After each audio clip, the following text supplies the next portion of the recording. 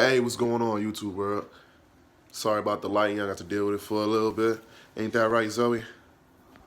Zoe.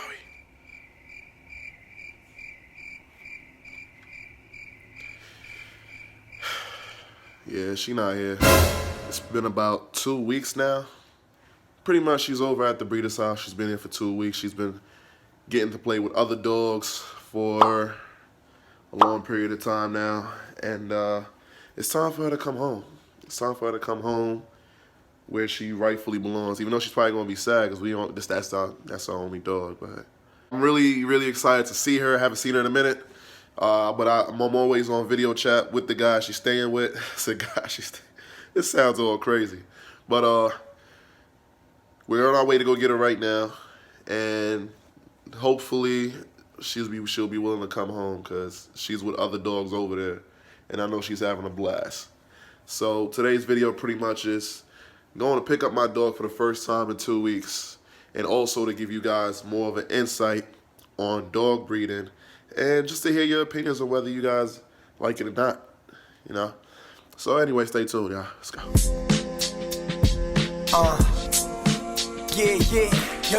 Yo.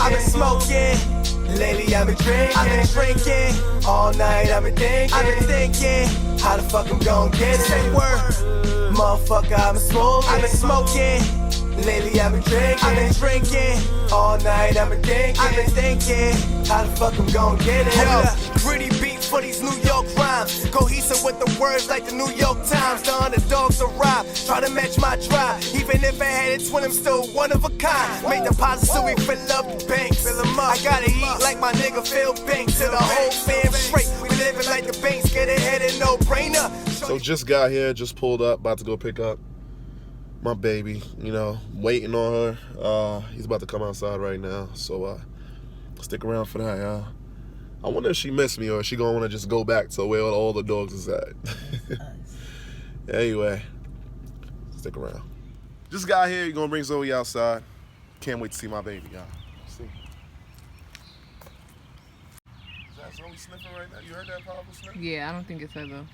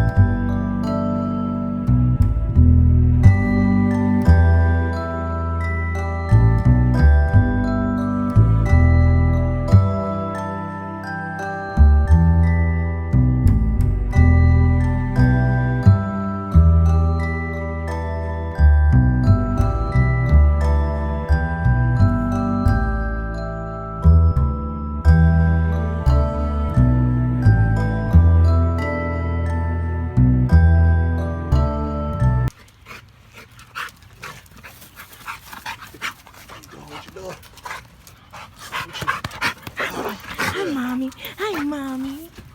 Jeez.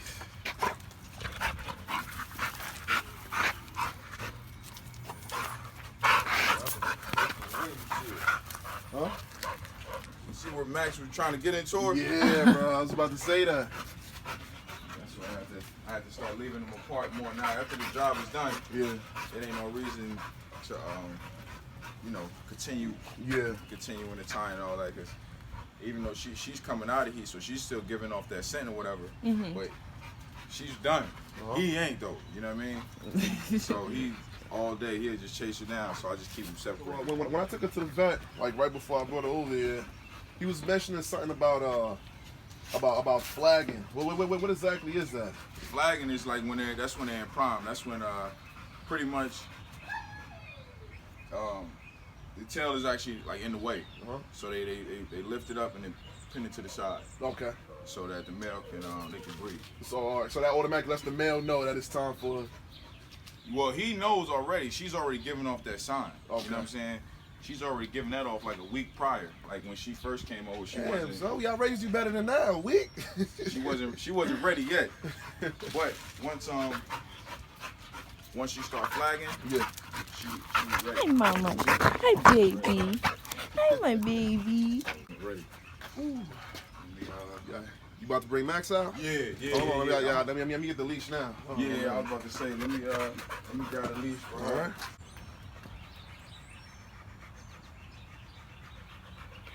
Come here.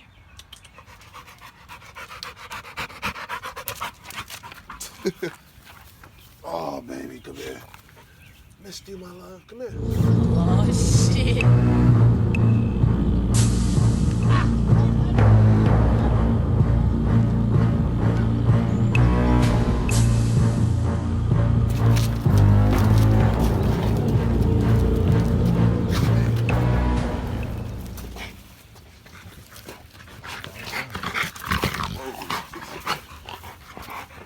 How much does he weigh? He about like 125, 120, something like that. 125, y'all. And this right here is 80 pounds last time we got our weight. That was about a week or two ago. So, about how many hours a day were they able to like play with each other, you know what I mean, interact, get exercise? Like how often would you think you let them out? Since they were breeding, I probably let them out probably like an hour at a time. An hour at a time, okay. Yeah, it's a lot of physical activity going on. So they running, they playing, they jumping, they playing, they're doing the mating dance. Okay. So and then you got to worry about the temperatures as well, being it's starting to get summertime. What does temperatures have to do with it, really? It would be kind of like us working out with a leather jacket on in the summer. Okay. You know what I mean? They got a fur coat on, so we gotta factor that in. And then their body temperature is higher normally on average than humans. Okay. They average out about 100 to 102, something like that. Mm-hmm. Is that the normal body temperature? Ours is 98.6, so they're already naturally hotter than us. Okay. And so you do that, running, a coat on, and then you can run into some complications of overheat, exhaustion, and stuff like that. So during the summertime, for these particular dogs, it wouldn't be wise to bring them out around like noon or 1 in the afternoon. Nah. Or if we do, you gotta bring them right back in, or have them hydrated, or don't bring them out at all. Like, what was your recommendation be to you do this? Before the sun come up and after the sun go down. Okay. And even then, you got to worry about humidity. All right. Because sometimes the sun may go down around like 7, 8, but it still may be extremely humid. So you got to just kind of monitor your dog. You got to always monitor their breathing. Monitor their breathing and just kind of watch them and learn them. Okay. Because once they get to that point of heat exhaustion, Yeah. then you have to seek medical attention. It's not like they can just kind of snap back. Okay. They might, but they may not. So that's a point that you don't want to get, especially with big dogs like this. You know, he weigh a lot for a dog. So that would be a scary situation. 25 pounds. Is that healthy? Is that like a main health concern? The weight? Or the dog is naturally like that though, regardless of whether or not you're feeding them raw? Yeah, he could be on a cabbage diet, and he'll be this size. It's just really genetics. Okay, just the bloodline, really. Yeah, bloodlines and a lot of line breeding. Things like that. So that's where he get a lot of his features from. Okay.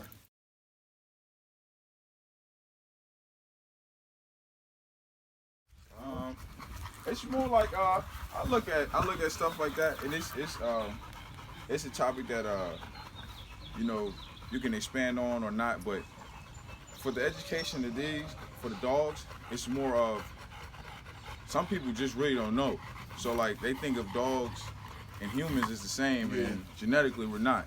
You know what I mean? So people think of like as soon as they hear of like a daughter to a dad, they would think of incest. You know what I mean? So, but actually, when you're even your dogs, cattle, horse, any type of livestock, line breeding is almost essential for that business to grow, or that dog breeding kennel or whatever to grow, because you're looking for good traits and you're looking to repeat those good traits. So if these two breed, they're gonna get traits from the mom and get good traits from the dad. Saying all that to say this, she has a nice chest, he has a nice chest, they both get those traits. You want those in the puppies. So that's what people are coming to buy. They're not coming to buy the actual puppy. The puppy's not there. Or the puppy is still a puppy. They're looking at the mom and the dad and the pedigree saying, I want dogs that look just like that. Right. And the only way you can effectively produce that is line breeding. If I breed this dog with a 50-pound pit bull, you come to get a puppy, it's not gonna look like him. Because we have different bloodlines, which is the outcross. Outcrossing is a good thing as well, because genetically, if the traits get too, clogged up, you can start getting bad traits. So he has a ton of good traits. Some of his bad traits might come out in the puppies if you do line breeding. So outcrosses are good as well. But what are the chances of that happening? It may not happen in the first generation. It may be something that happens 5 generations from now. So that's why you got to be very meticulous when it comes to what dog you're breeding to, what their bloodline is, how consistent their bloodline is, because you introduce one bad trait and now your bloodline is compromised. So you want to make sure that you do a thorough investigation on their paperwork, their bloodline, and where they come from before you do any outcrosses. So line breeding and outcrosses are actually more common than what people believe. It's breeding. You just think you just put 2 dogs together and you're supposed to create magic. It just don't work like that. You know, it's like I said, it's a touchy topic, but it's one that needs to be addressed. It's one that needs to be talked about for the education of the dogs. And it's just if you want a quality dog, you know that's going to have to be in play. It's like natural selection, like the survival of the fittest. Animals, they choose what traits are strong for them to survive in nature. So right. Putting these traits together makes a quality dog. Right. And even like the royal families back in England and all that, they kept it pure. Humans even, they done it a lot. The Spartans, you know, if any baby came out genetically challenged, they killed them right away. Why? Because they didn't want that baby to in turn get older and start to water down, I don't want to say bloodline, but their purity almost. So they wanted only the strongest, the best, and that's how they wanted to keep, that's what they practice. So even humans even practice some of these what we call line breeding, just to keep those good genetics, genes intact. What about the pregnancy? Like how long until we can start seeing some puppies? And what are some preparations we should probably take? You know, like how often we probably might have to go to the vet or. Yeah, so pregnancies, they happen pretty quickly for dogs. Just like everybody always told you before growing up, dog years, for every 1 year of us is 7 years of dogs. Well, it's kind of the same in pregnancies. For 9 months of us, for a woman, in human terms, 10 months, whatever it is, 9 or 10. For dogs, it's only 2 months, 62 days. So that's a very fast process if you think about it, from the actual tying up process to actually puppies on the ground. It's only 62 days. So a lot is happening in that process. So that's why it's key to key in on her nutrition, making sure she's eating a healthy diet, maybe in a couple more cups a day, because she's starting to nurture. You know what I mean? So she's taking on puppies and she's starting to produce more, and they're taking from her. So she needs more to actually produce for them. Taking her to the vet, making sure she's healthy. Whatever she's eating and whatever she has, she's going to pass that on to her. So if she has worms and things like that, 9 times out of 10, when the puppies come out, they're going to, be feeding off the mom, nursing, and they're going to get the worms that way. So getting her health checks, vet checks and stuff like that is going to be that's going to be key for a pregnancy. And once 62 days come, you got to be very careful. A puppy could be blocking the birth canal. There could be some complications. So you have to keep an accurate date. And also, I like to check the temperature of her. I know her temperature is usually at 100. If it gets into the 90, 98s, 99s, I know that she's about to go into labor. Their body cools down. And if she starts to get a little bit cooler, she starts looking for a nesting area. So at that time, you want to make sure you know exactly the date. Because if it goes on longer than that, she have a baby, a puppy blocked in the birth canal, then that can kill all the rest of the babies and potentially kill her. So got to have emergency vet on contact. Just in case something happens, it may happen at 1 in the morning. You need to have a 24-hour vet where you can take it to and get emergency C-section done. So it's a lot that goes into it, man. You gotta be prepared for these breedings, not only mentally, but you got to be financially. Just in case something happens, it could cost like $2,000. So you just got to be prepared for the good and the bad of it. But these dogs are, that's another reason why you like to keep them pure. Monitor their genetics. She's a bigger dog, so naturally she probably wouldn't have any birth complications. It's her second heat. She didn't get bred. She didn't get bred on her first heat. She's a little bit older and more mature. So when it's time for her to give birth, she's just going to be a better mom, physically and mentally. Once the puppies come out after the 62 gestation period, that's when the puppies are delivered. When they come out, it's very important to have a clean area for them, a nice whelping box built, and also have that whelping box around like 80 degrees, because they're not able to regulate the temperature. They can't shiver, they can't see, they can't hear. The only thing they can do is taste, and they have little limited mobility as far as them moving around. So you want to have that whelping box set up, have it safe to where the mom can't lay on any of the puppies, and make sure it's about 80 degrees, and just kind of be, watching her as she's having the puppies. I'm in there hands-on. I help her deliver. You know what I mean? I take them out the amniotic sac. I actually wipe them off. I stimulate their body, warming them up with a vigorous rub, and then I place them on the nipple so they can actually start to get some of that colostrum from the mom, and which is very important for them to build their immune system. So they get that colostrum. So the first week, I'm kind of hands-on with them, monitoring them, make sure that they're going to be healthy and good to go. So the pregnancy is a very, very, very short process, very meticulous. And if you don't know, ask questions. Subscribe to their YouTube page, and go through the comments, ask them some comments, and they'll help you out. So be on the lookout. In regards to like the people that actually come and get the puppies, you know what I'm saying? One of the main concerns from a couple of Facebook friends and other YouTubers were the fact that kennels are like really, really packed. How are we sure that the dogs are going to a right home for somebody that really, really knows what they're looking for in a pup? How are you able to differentiate from, the people that want to do harm to them? Right. Well, that's what it all comes into, actually having a love for the breed and a love for what you're doing. All of my clients, I screen them just to kind of make sure, or they have to come from a credible source, a credible background, to make sure that the dog's actually going to a good home. I tell people all the time, I'll probably be breeding a lot longer than you'll have this dog. Okay. So there's no rush. If you're not prepared for the dog, if you're not prepared to take on the dog, it's a huge responsibility. We'll just wait, and then you can come get a puppy from me later, because dogs are like children. When you're traveling, you got to make arrangements for them. When you're going to work, you got to make arrangements for them. They get sick, you got to feed them, bathe them, clothe them, medical bills. So it's a responsibility, and these dogs and get into the wrong hands, it could be a lot of problems, and we definitely don't want that for this breed. Yeah, it already, pit bulls already have a bad rep, So I just wanted to clarify that we don't just give them off to any regular Joe Schmo off the street. You definitely got to be a credible person, so that you're actually going to care for these dogs and not do any harm to them.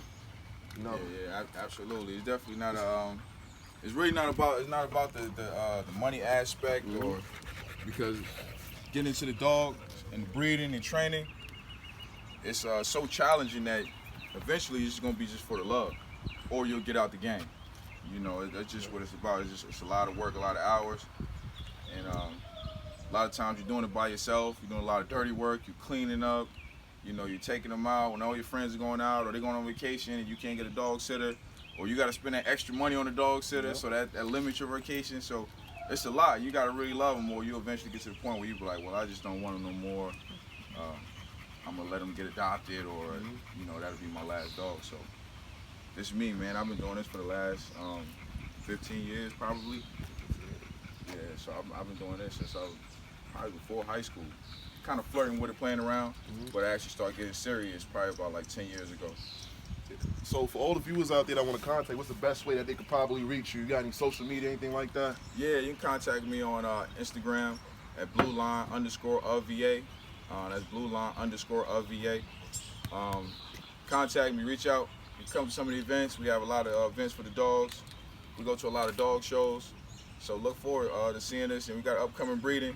It's going to be real special. definitely get in contact with us. Yeah, that don't mean bring y'all untrained dogs now to these dog events. You know what I'm saying? We will have right. kids there. But no, definitely the American Bully. You see if we can get a whistle. So y'all hear it here first. I asked y'all for y'all opinions. Whatever it is that any question that you guys may have, it's a professional right here. Yeah, it's good to ask questions, man. Come to some of the events because we give a lot of education pieces. Feeding is probably, learn how to feed your dog, the proper exercise, the touchy areas. It's all good when you, especially owning the dog. It's good to know about them, learn about them. This way you can care for them and treat them better, and know that everything isn't, something bad when it comes to dogs. So look out for the puppies. They're coming soon. This is a Blue Line. It's based out of California. This is Bloodline based out of California, and she's Blue Line as well. She's based out of. I produced her for her Bloodline. Is based out of California. So we brought some of this good blood over to Virginia, and expect some amazing puppies. People already inquiring about them. The litters usually sell out fast. So definitely get in contact with us. All right, y'all. Thanks for watching, y'all. What you think? Tell me what you drink. Let's get hella big. You can bring a friend, cause your aroma flooded in the air. We drenched in the scent, no camouflaging. We straight militant. Boy, you niggas ain't fly if your name ain't on the blimp.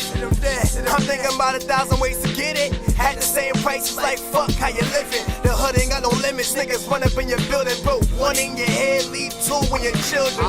Skinny nigga with these grown man bars. Grew up fast, get the streets so hard. You better think twice, cause on any given night you get decked with 52 if you don't play your cards right. Bills piling up, clashing with relatives. It's hard to stay positive when your bank account negative. That's why I'm in the studio, pulling all-nighters. Homie, me and your main chick pulling all-nighters. Too advanced for these average ass niggas. Whoa, straight bombing on you basic ass niggas. Whoa, all black, time to kill y'all niggas. Whoa, safe to say, y'all don't feel y'all niggas. Look, I started working at 16. Most of my niggas up top doing 16, which means they ain't coming home till they 32. That's why I'm giving back life with these 16s. It's so rare.